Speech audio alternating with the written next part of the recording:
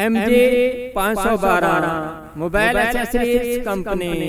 हमारे यहाँ होलसेल पर मोबाइल एक्सेसरीज दस्तयाब हैं। हर किस्म के charger, hand free, data cable, USB, car reader दस्तयाब हैं। आज ही होलसेल पर ऑर्डर देने के लिए रब्ता करें 0308611178 030797911110। फीमेल होलसेलर रब्ता करने के लिए 030017841110। वालेकुम नादरीन, मैं हूं आपका होस्ट बिलाल अहमद और आप देख रहे हैं 110 न्यूज़। नादरीन, पाकिस्तान में टैलेंट की कमी नहीं है, इसलिए आज हम एक ऐसे, वो नन्ना साफ़ी नहीं है, वो एक ऐसी स्पिरिचुअल ज़िंदगी है, उस गुजार रहा है, हमारे लिए एक मिसाली ज़िंदगी गुजार रहा है, जो हम न सिर्फ मीडिया के लोग उसको कवरेज दे रहे हैं, बल्कि तमाम इंटरनेशनली उसको एक इंस्पायर के तौर पर लिया जाता है। लिहाजा मिलते हैं हमाद साफ़ी से, आइए हमारे साथ जुड़िए रहिए।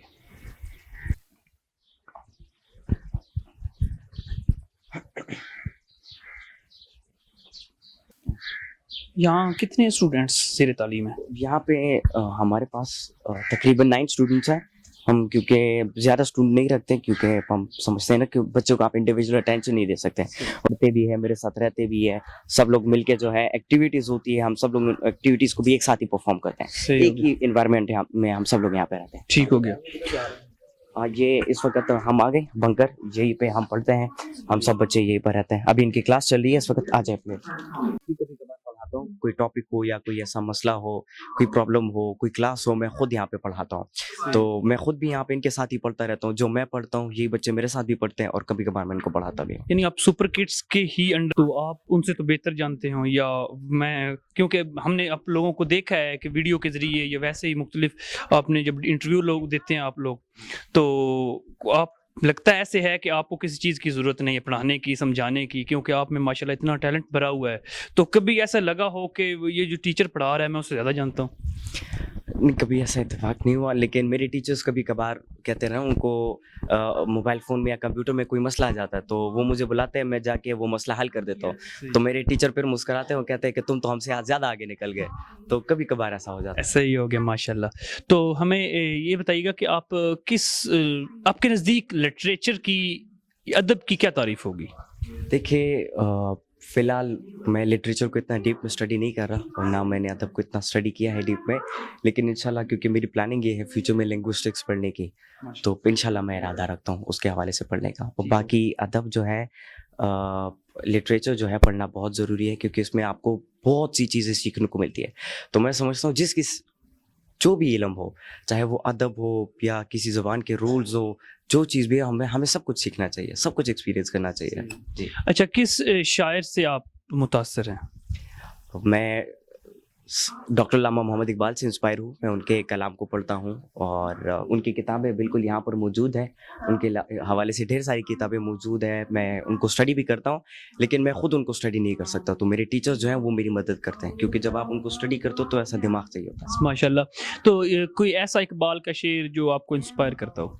जी बिल्कुल, अल्लामा इकबाल के बहुत ज़्यादा अशार हैं जो कि मुझे बहुत ज़्यादा पसंद है, क्योंकि अगर आप उनके कलाम को स्टडी करते हो तो उनका हर एक शेर जो है इंसान के दिल को लगता है, क्योंकि वो कुरान और सुन्नत से जो आयत होती है कुरान की या सुन्नत रसूलुल्लाह सल्लल्लाहु अलैहि वसल्लम होता है, वो उनको आसान अल्फाज में हम नौजवानों के लिए एक्सप्लेन करते हैं। तो उनके एक शेर है जो कि मुझे बहुत ज़्यादा पसंद है, जो कि है, मेरा तरीक़ अमीरी नहीं फ़कीरी है, खुदी ना बेच गरीबी में ना पैदा कर। ये शेर मुझे बहुत ज़्यादा पसंद है। माशाल्लाह माशाल्लाह। कट मैं बात कर रहा था, यहीं पर हम सब बच्चे होते हैं, या हमने एक छोटी सी मिनी लाइब्रेरी बनाई है जिसमें मुख्तलिफ किस्म की किताबें, बच्चे कभी कभार किताबें उठा के खुद बैठ के पढ़ने लग जाते हैं और ख़ुद सीखने लग जाते हैं। मुख्तलिफ मौज़ूआत के ऊपर यहाँ पे टॉपिक है। अभी इस वक्त जो है इनकी क्लास चल रही है, तो ये सारे स्टूडेंट्स एक साथ ही बैठे होते हैं और एक ही साथ ही पढ़ते रहते हैं। अभी इस वक्त ये प्रोजेक्ट,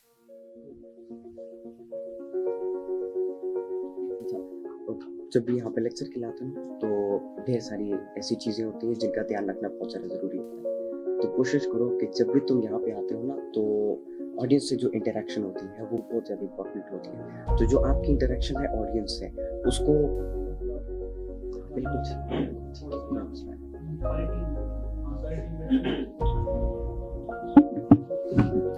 खड़े हो और एक स्पेसिफिक टॉपिक के ऊपर तुम बात कर रहे हो, लेकिन सिर्फ बोल नहीं रहे, बल्कि तुम इस तरीके से अब बोल रहे हो कि जो सामने बैठे हुए जितने भी लोग हैं वो सब समझ रहे हैं। क्या कर रहे हैं? समझ रहे हैं। तो इस तरीके से तुम्हें जो है लेक्चर देना है, कंटिन्यू करना है।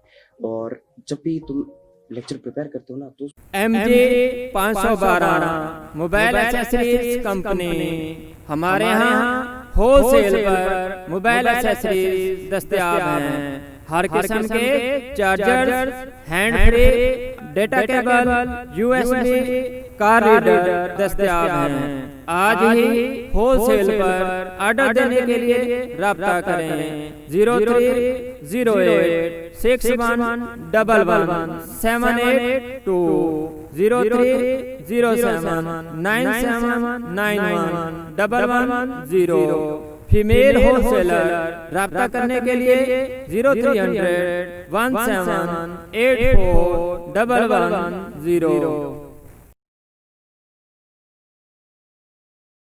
बिस्मिल्लाहिर्रहमानिर्रहीम। आज मैं आप सब लोगों को सीखने और समझने के हवाले से बताना चाहूँगा।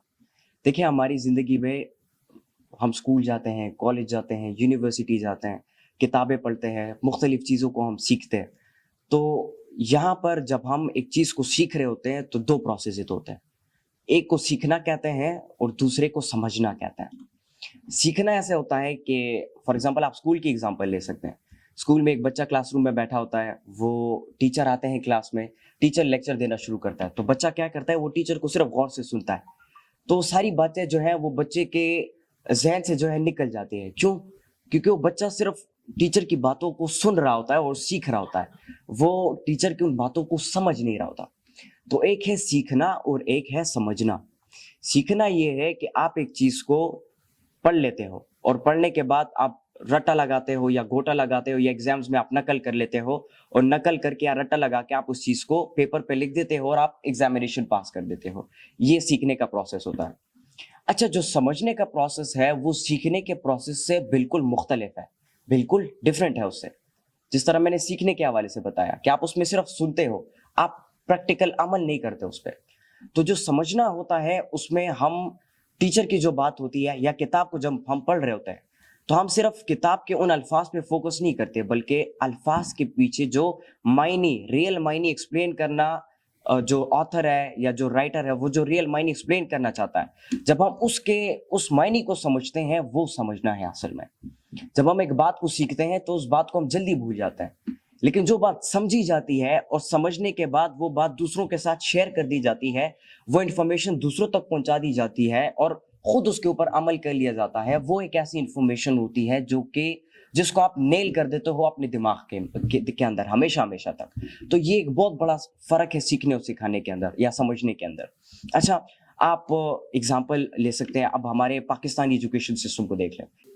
एक बच्चा जो है वो डेली स्कूल तो जाता है, डेली कॉलेज तो जाता है, लेकिन वहां पे जाके जिस तरह मैंने सीखने के हवाले से बात की, तो वो सीखने का जो अमल है, जो सीखने का प्रोसेस है, वो स्कूल्स, कॉलेजेस और हमारी जो एजुकेशन सिस्टम है उसमें चल रहा है।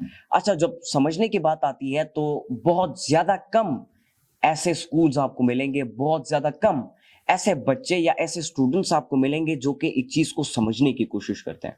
अच्छा, होता क्या है, बच्चों की तरबियत हम बचपन से जो है सीखने के अमल में लगा देते हैं। बच्चे को हम 3 साल की उम्र में स्कूल भेज देते हैं, प्ले ग्रुप में। वो प्ले ग्रुप में बढ़ के जो है नर्सरी की तरफ जाता है, नर्सरी से प्रेप की तरफ जाता है, प्रेप से वो जो है फर्स्ट और फिर प्राइमरी एजुकेशन को खत्म करके मिडिल स्कूल, फिर मिडिल से हायर स्कूल, फिर इंटरमीडिएट स्कूल। इस तरीके से उसका जो है प्रोसेस चलता जाता है। तो इस दौरान एक बच्चा जो है सिर्फ सीखने के अमल को सीखता है। वो क्लासरूम में बैठकर उसको सिर्फ इतना बता दिया जाता है कि तुमने इस चीज को सीखना है, कॉपी में नोट करना है, और जब एग्जाम्स आएंगे पूरे 1 साल बाद तुमने जाके उस कॉपी को दोबारा खोल के इस चीज को या रट्टा लगाना है या गोटा लगाना है, नकल करना है, जो करना है करो, लेकिन उस चीज को उसी तरीके से जो लिखा गया है कॉपी में, उसी तरीके से तुमने जाके एग्जामिनेशंस के जो पेपर है उसमें लिखना है। अगर गलत किया तो तुम फेल कर दिए जाओगे। तो बहुत ज्यादा कम ऐसे स्कूल्स आपको मिलेंगे, बहुत ज्यादा कम ऐसे बच्चे आपको मिलेंगे जो कि समझने की कोशिश करते हैं। आप जापान की एजुकेशन की एग्जांपल ले लो। अच्छा, जापान में क्या होता है, हम यहाँ पे बच्चों को 3 साल की उम्र में स्कूल भेजते हैं, वहां पे जापान में बच्चों को जो है 3 साल की उम्र में घर में उनकी अम्मी अबू उनकी तरबियत कर रही होती है। वो एक छोटा सा कपड़ा लेते हैं, कपड़े के ऊपर गुब्बारे रखते हैं और गुब्बारों को उछालना शुरू कर देते हैं। तो 3 साल का बच्चा या बच्ची बैठी होती है, वो उन गुब्बारों को ऊपर नीचे देखती रहती है। अच्छा, जब साइंटिस्ट ने इसके ऊपर सर्च किया कि ऐसा क्यों किया जाता है, तो फिर सर्च करने के बाद जो रिजल्ट आया उसमें साइंटिस्ट ने ये कहा कि जब एक बच्चा एक गुब्बारे को देखता है या किसी भी चीज को देखता है जो कि ऊपर नीचे हो रहा है, सबसे पहले उसकी जो आंखों की नजर है वो तेज होती है उसके साथ। दूसरा, उसका माइंड एक्टिव होता है कि कुछ ना कुछ हो रहा है, कोई हरकत हो रही है। तीसरा, उसकी इमेजिनेशन की जो ताकत है वो बिल्ड हो रही होती है। वो बच्चा सही तरीके से इमेजिनेशन कर पाता है, वो बच्चा एक चीज पे अपना फोकस लगा पाता है क्योंकि उसका माइंड एक्टिव है। ये एक्टिविटीज वहां पे बचपन में बच्चों को कराई जाती है। बच्चा 3 साल का होता है तो फोटोग्राफिक मेमोरी के जरिए से उनको पढ़ाया जाता है। बच्चों को तस्वीरें दिखाई जाती हैं, तस्वीरों के जरिए से उनको एक्सप्लेन कर दिया जाता है कि ये एक चीज है, ये दूसरी चीज है, और वो बच्चा उन तस्वीरों को ध्यान में रख के उस चीज को हमेशा तक याद रखता है, कभी भूलता नहीं है। हमारे यहाँ पे एक बच्चा जो है मैट्रिक पास करता है, उसको मैथमेटिक्स के एंगल्स या अलजेब्रा के हवाले से इंफॉर्मेशन नहीं होती। वहां पे 3 साल के बच्चे के सामने आप तस्वीर रख दो, वो तस्वीर देख के आपको बता देगा ये मैथमेटिक्स का कौन सा एंगल है, या ये मैथमेटिक्स का, ये साइंस का कौन सा रूल है। 3 साल का बच्चा आपको बता सकता है ये क्या चीज है। 5 साल की उम्र के बच्चे को आप एक दफा स्टोरी सुनाओ, वो उसी तरीके से, बल्कि उससे अच्छी स्टोरी बनाकर उन्हीं चीजों को इंक्लूड करेगा, लेकिन उससे अच्छी स्टोरी बनाकर आप लोगों के सामने पेश कर दिया जाएगा। तो ये क्रिएटिविटी, ऐसी क्रिएटिवनेस वहां पे जो है बच्चों को सिखाई जाती है। वहां पे बच्चों को इंडिविजुअल अटेंशन दी जाती है, जो कि हमारे स्कूल्स में मिसिंग है। आप गवर्नमेंट स्कूल में जाएं, गवर्नमेंट स्कूल नहीं, प्राइवेट सेक्टर में जाएं, 30 से ज्यादा स्ट्रेंथ होती है क्लासरूम में, 30 से कम बिल्कुल नहीं होती। उससे क्या होता है, टीचर जो है एक बच्चे के ऊपर फोकस नहीं कर पाता, वो एक बच्चे को समझ नहीं पाता। एक बच्चे की अगर वो वीकनेस देखता है तो वो उसकी मदद नहीं कर सकता। क्यों? अगर एक ही करेगा तो बाकी 39 बच्चे क्लासरूम में बैठे हैं, वो क्या करेंगे? तो इंडिविजुअल अटेंशन, इंडिविजुअल फोकस एक टीचर का शागिर्द को नहीं मिलता, जिसकी वजह से वो एक चीज को समझ नहीं पाता और वो अपने किरदार को बिल्ड नहीं कर पाता।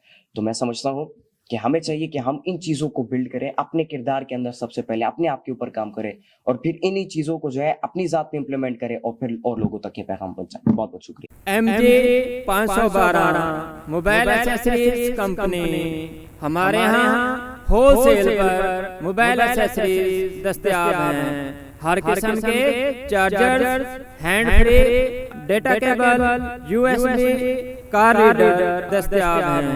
आज ही होलसेल पर ऑर्डर देने के लिए राब्ता करें 0306111178 030797911110। फीमेल होलसेलर राब्ता करने के लिए 030017841110।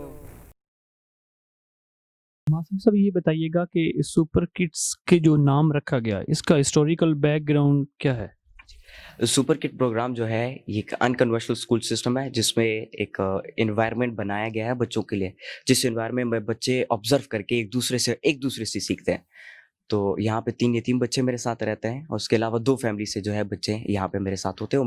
मैं खुद भी पढ़ता हूँ यहाँ पे, तो मेरे साथ ये बच्चे भी पढ़ते रहते हैं यहाँ पे।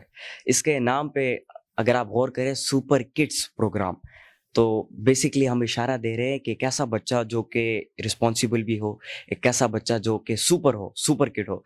तो सुपर किड की बात की जाए तो इसमें रिस्पॉन्सिबिलिटी की बात आती है, टाइम को मैनेज करने की बात आती है, अपनी पर्सनल कैपेबिलिटीज़ के ऊपर बात आती है, अपनी जो इनर कैपेबिलिटीज़ है उसके ऊपर बात आती है, अपनी कैरेक्टर बिल्डिंग के ऊपर बात आती है, पर्सनालिटी डेवलप के ऊपर बात आती है। तो ये सारी चीज़ें जो है एक बच्चे को यहाँ पे हम माहौल के ज़रिए से सिखाते हैं, तो इसलिए इसका नाम हमने सुपर किड्स प्रोग्राम रखा। अच्छा, क्या लगता है कि आपके अंडर जो बच्चे पढ़ रहे हैं उनमें भी कोई छोटा साफी पैदा होगा, या कुछ नज़र ऐसा आ रहा है या नहीं? देखिए, अल्लाह ताला ने हर एक बच्चे को एक सलाहियत दी है, और इस पे कोई शक नहीं कि हर एक बच्चा टैलेंटेड है, और हर एक बच्चे के अंदर अपनी कैपेबिलिटीज़ होती है, लेकिन उसको सिर्फ ढूंढना, उसको तराशना पड़ता है।